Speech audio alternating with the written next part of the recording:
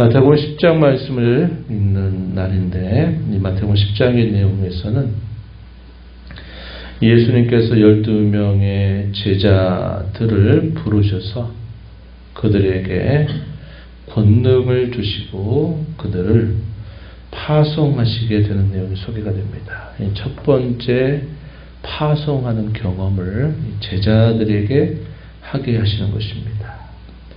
이때는 연습이지만 예수님께서 승천하시고 난 이후에는 이들의 삶의 전부가 이와 같은 삶이 될 것을 예수님이 미리 그들과 함께 계실 때 경험하게 하신 일이다. 이렇게 볼 수 있겠습니다.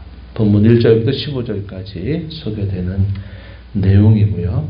그리고 16절 이하 우리가 읽은 내용으로부터 끝까지 이르는 부분에서는 복음을 전하러 가기 전에 이 제자들에게 복음을 위해서 어떠한 대가를 우리가 치를 수 있는지, 또 그 복음을 통해서 어떠한 경험을 하게 될지를 미리 예수님께서 말씀하시는 내용들이 소개가 되고, 이 복음의 권세로 말미암아 인생들의 이 두 가지 갈래길이 나타나게 될 것, 이 복음의 능력이 무엇인가 하는 내용들을 예수님께서 소개하시게 됩니다.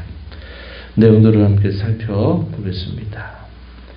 예수님께서는 많은 사람들을 다 만나시고, 또 특별히 질병에 걸려있는 사람이라든지 귀신에 들려있는 사람, 또 인생의 큰 곤욕과 어려움을 겪는 사람들, 죄인과 세리들의 친구까지 되기를 예수님 마다하지 않으시고, 내가 온 것은 의인을 부르러 온 것이 아니다. 나는 죄인을 부르러 왔다 하신 말씀처럼 예수님 많은 사람들을 만나시고 그들이 인생 가운데 극복하지 못하는 많은 문제들을 예수님이 치유하고 새롭게 하시는 삶을 살도록 도와주십니다. 그 많은 사람들 중에서도 예수님은 특별히 12명의 제자를 특별하게 구별하셔요. 그래서 이 12명의 제자들을 중심으로 해서 이들에게 많은 것들을 보게 하시고 또 듣게 하시고 때로 경험도 하게 하시는 일을 하시는 것입니다.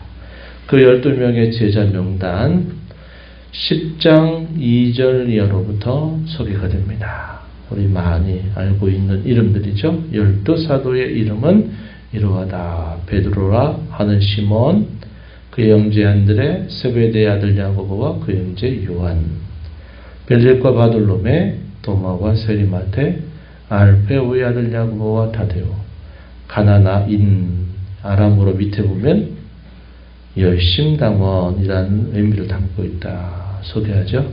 가나나인 시몬 및 가룟 유다, 이렇게 해서 12명의 제자 목록이 소개가 되고 있습니다.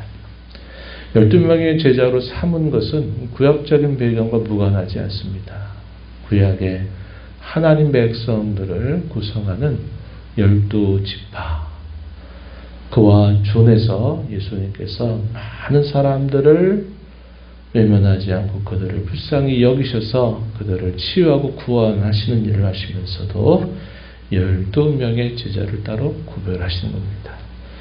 신약의 중요한 기초를 이루게 할 사람들로 우리 예수님께서 선택하신 이들입니다. 이들은 출신 자체가 다양한 출신을 가지고 있는 사람들이고, 앞에 소개되고 있는 4명은 우리가 특별히 잘 알고 있는 인물들이죠.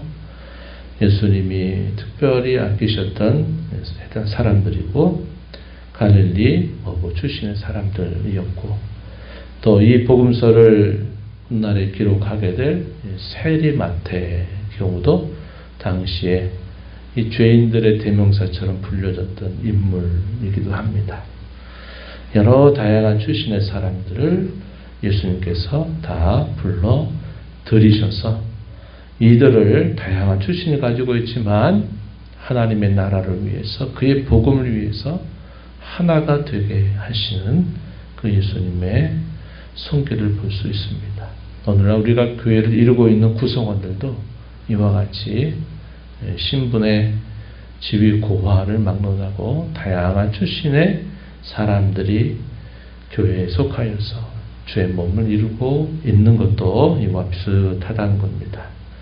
이런 다양함이 있음에도 불구하고 공통적이고 통일적인 것이 있는데 그것은 곧 이 교회 혹은 성도들을 통해서 주님이 무엇을 하고자 하시느냐 하는 존재 목적 또 사명 이런 면에 있어서는 다 같은 것을 가지고 있다 하는 사실을 우리가 확인할 수 있겠습니다. 이 12명의 제자를 구별하시고 이들에게 권능을 주셨어요. 1절에 보면 더러운 귀신을 쫓아내며 모든 명과 모든 약한 것을 고치는 권능을 그들에게 주셨다. 이렇게 말합니다. 그래서 예수님께서 앞서 행하시면서 제자들을 데리고 다니시면서 나타내셨던 그런 하나님 나라의 기적들 이런 것들도 친히 그 행하시는 권능을 제자들에게도 주셔서 그들이 예수님이 행하신 이 권능을 행하게 하시는 일을 예수님이 행하신 것이죠. 이들을 파송하시면서 보내시면서 하시는 말씀 몇 가지 이어지는 말씀 속에서 확인됩니다. 5절부터 15절에 확인이 되는데 내가 너희를 보내는 것은 무엇보다도 이스라엘의 잃어버린 양들에게로 보낸다. 이렇게 말씀을 하셨습니다. 예수님께서 부활하시기 전까지 대부분의 대상들은 이스라엘 사람들, 소위 구약시대부터 선민들로 불러졌던 사람들, 그들에게 메시아의 오심을 예언해서 듣게 하시고 그 메시아의 오실 날들을 그토록 기다렸던 그 사람들에게로 먼저 예수님께서 그들을 파송하시고 있다 하는 겁니다. 그들에게 선포할 중심적인 메시지 그게 뭐냐면 7절 말씀 표현되어 있는데 이것은 세례자 요한이 선포했던 그 메시지 또 예수님이 공생애를 시작하시면서 공식적으로 선포했던 첫 번째 메시지 곧 하나님의 나라가 가까이 왔다라고 하는 메시지였습니다. 가까이 왔다라는 말의 의미는 장차 올 것이다 라는 의미보다는 이미 왔다라는 표현이라고 말씀을 드렸죠. 하나님의 나라가 너희 가운데 임하였다 라는 사실을 선포해라 이렇게 그들에게 전할 메시지를 분명히 말씀하시고 그들이 취할 자세에 대해서는 그들도 주께로부터 권능을 거저 받고 한 것처럼 너희도 내가 너희에게 주는 권능을 가지고 사람들에게 거저 주는 마음으로 그렇게 하도록 해라. 거저 받았으니 거저 주라. 이러한 말씀을 하시고 복음을 전하고 그 능력을 행하는 것을 자기 유익의 수단으로 삼거나 자기 이해관계를 위한 목적으로 결코 삼아서는 안 됨을 예수님 말씀에 주셨습니다. 이러한 일들은 차 이후의 사도들의 경우도 교회와 성도들을 향해서 또 권면하고 있는 중요한 내용이 되고 있습니다. 경건이라고 하는 것을 자기 이익의 재료로 삼아서는 안 된다. 신앙의 이름을 앞세워서 그것을 가지고 결국 자기 이득을 취하는 일이 있어서는 안 된다라는 말씀을 바울 사도를 통해서 또 디모데에게 주시는 그런 말씀을 우리가 떠올려 볼 수 있습니다. 거저 받은 것처럼 거저 주는 자세를 취하라 이렇게 말씀하고 또 그들이 나아가서 먹을 것을 하나님께서 예비해 주실 텐데 그것에 대하여 염려하거나 근심하지 말라는 겁니다. 이럴 자에게 먹을 것을 당연히 얻는 것은 당연한 일이다라는 사실을 강조하십니다. 그래서 여행을 위해서 배낭이나 두버롯이나 신이나 지팡이를 가지지 말라라고 말씀하시는 겁니다. 그 일을 행하면서 그 그 복음을 받는 사람들을 통해서 하나님이 그들의 필요를 채워주실 것을 경험케 하시겠다는 약속을 해주시는 것입니다. 그들이 이렇게 가서 이 복음을 전함으로 말미암아 나타나는 결과는 한편으로는 평안이 될 겁니다. 평안. 그러나 또 한편의 결과로서는 심판이 될 수도 있다는 겁니다. 그 복음을 어떻게 듣고 반응하느냐에 따라서 어떤 사람에게는 진정한 하늘의 평안이 있게 될 것이고, 그러나 또 어떤 사람에게는 심판이 임하게 되는 갈림길이 될 것이다. 이게 복음의 권세입니다. 그리고 이것을 두고 또 다르게는 천국의 열쇠라고도 부르는 거예요. 하나님의 나라를 닫기도 하고 열기도 하는 권세. 이 두 가지가 있습니다. 하나는 이 복음의 전파를 통해서 이 복음의 권세가 나타내는 이 두 가지 결과. 그리고 마태복음 16장 그리고 18장에 가서 보게 되면 권증이라고 하는 것도 역시 천국의 열쇠다. 이 성경이 두 가지를 천국의 열쇠로 소개해주고 있어요. 그래서 이 복음이 갖는 이 권세가 인생을 두 갈래길로 갈라놓는 그러한 권세가 나타나게 될 것을 말씀해 주십니다. 이 복음에 대하여 반대하는 많은 사람들로 인해서 너희가 어려움을 당할 수도 있다는 겁니다.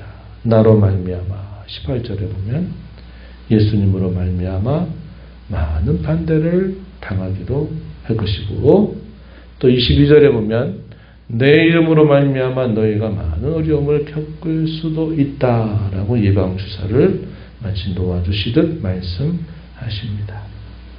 내가 너희를 보내는 것은 마치 양을 이리 가운데로 보내는 것과 같다 말씀하시면서 뱀같이 지혜롭고 비둘기같이 순결할 것을 예수님이 그들에게 말씀하세요.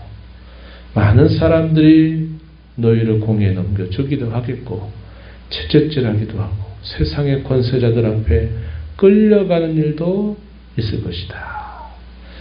이것이 이제 언제 그들이 경험하게 되느냐. 예수님이 승천하시고 예루살렘으로부터 이제 유대와 사마리아 땅끝에 이르러 복음을 전하게 되는 과정에서 이러한 일들을 실제적으로 그들이 경험하게 되는 겁니다. 복음 때문에 혹은 예수님 때문에 사람들에게 미움을 받기도 할 것이다 라고도 말씀하십니다. 22절에 말씀하세요. 그러나 그 고난과 박해 앞에 두려워하지 말라는 겁니다. 공경 가운데서 성령께서 너희에게 할 말을 주실 것이다 라고 말씀하셨어요. 19절 20절 말씀 우리에게는 중요한 말씀이 될 겁니다. 19절에 보면 너희를 넘겨줄 때 어떻게 또는 무엇을 말할까 염려하지 말라. 그때 너희에게 할 말을 주시리니 말하는 이는 너희가 아니라 너희 속에서 말씀하시는 이 곧 너희 아버지의 성령이시니라. 이렇게 말씀합니다.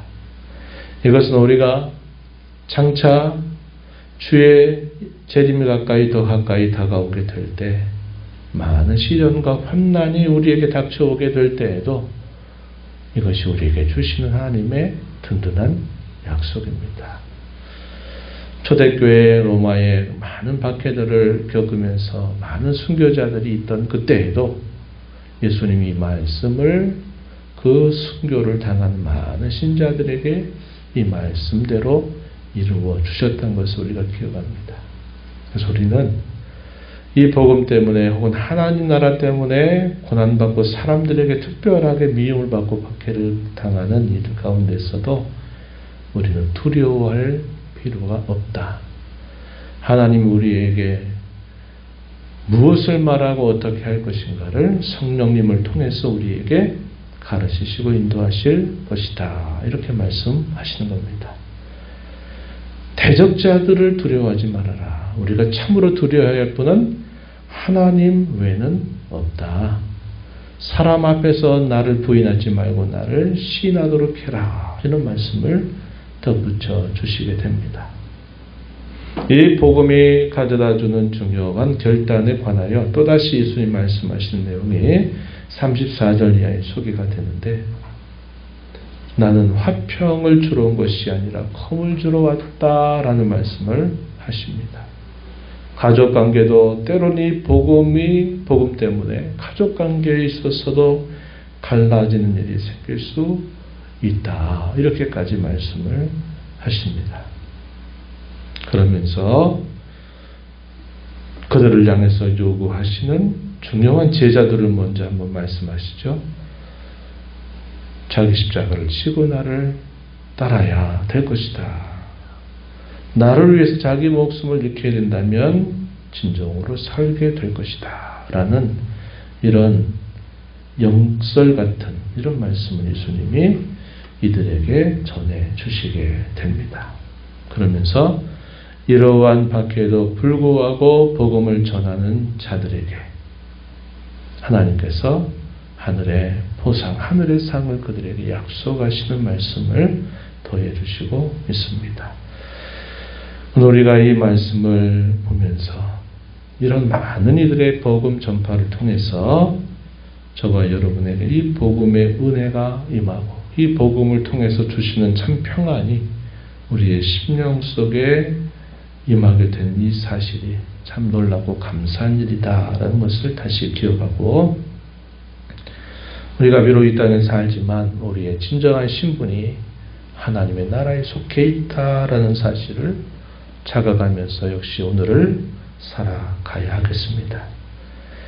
복음을 위해서 때로 치러야 될 대가들이 대단히 사람의 힘으로 감당할 수 없어 보이는 큰 것처럼 보인다 할지라도 그 복음이 가지는 그 진정한 가치, 이것이 복음 때문에 치러야 할 어떠한 대가보다도 더 크고 존귀하다라는 사실을 우리가 알고, 우리 남은 생에 우리를 통해서 하나님 나라, 그의 복음이 많은 사람들에게 증언되도록 우리의 삶을 살아가야겠습니다. 우리가 성도를 살면서 참으로 누구를 두려워해야 될 것인지를 잘 분별해서 세상 사람들에 대하여서는 담대한 마음을 가지고 살 것이며, 하나님을 진정으로 두려워할 줄 아는 삶을 사는 저와 여러분이 되어야 하겠습니다. 이런 교훈들을 마음에 새기면서 또 여러 남은 삶을 힘써 살아가게 되기를 축복합니다. 하나님 아버지 감사합니다. 이 새벽 시간에도 저희들을 깨워주시며 생명과 호흡을 주신 아버지 앞에 나와 찬양드리며 오늘도 앞서행하시며 주시는 말씀을 함께 읽고 교훈받게 하셔서 감사합니다. 복음의 권세, 천국의 열쇠와도 같다 하였습니다. 복음을 믿고 영접하는 자에게는 구원과 평안이 그들의 삶을 바꾸는 것이고, 그러나 영접하지 않고 반대하는 자들에게는 심판이 그들의 삶을 바꾸는 것을 분명하게 말씀해 주셨습니다.